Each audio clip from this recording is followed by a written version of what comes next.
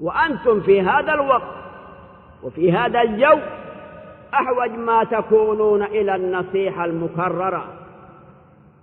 لذلك نكرر لكم النصيحة أن تتثبتوا في هذا الوقت وتتريثوا ولا تستعجلوا، وأن تصرفوا هممكم وأن تشغلوا أوقاتكم في التحصيل.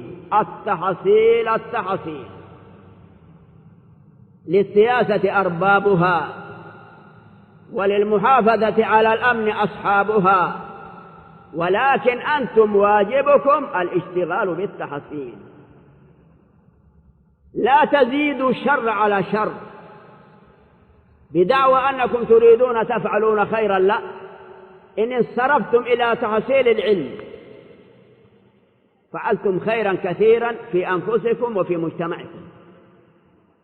وإن تركتم الاشتغال بالعلم وعلقتم أنفسكم بهذه الحوادث والفتن بالتعليق والتحليل في زعمكم، أين لكم التحليل؟ هل تستطيعوا أن تحللوا الحوادث؟ لا، اسمحوا لي، ما تستطيعوا. تحليل الحوادث والأمور السياسية في مستوى غير مستواكم، لم تبلغوا ولم تنضجوا. أنتم أولادي أصارحكم، لستم أهلا لتحليل المسائل والقضايا السياسية فوق مستواكم. العاقل من عرف قدره. واجبكم الانصراف إلى التحصيل والدراسة مع احترام علمائكم وتقديرهم والاستفادة منهم. عندكم في الإذاعة مدارس حية نور على الدرب، مجالس العلماء، إذاعة القرآن.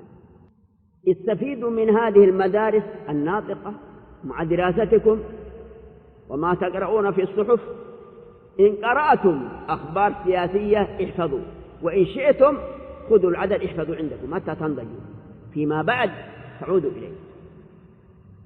أما الآن كونكم تشغلوا أنفسكم بالتعليقات السياسية والخوض في القضايا السياسية الصعبة التي فوق طاقتكم تضييع للوقت وتدخل فيما لا يعني.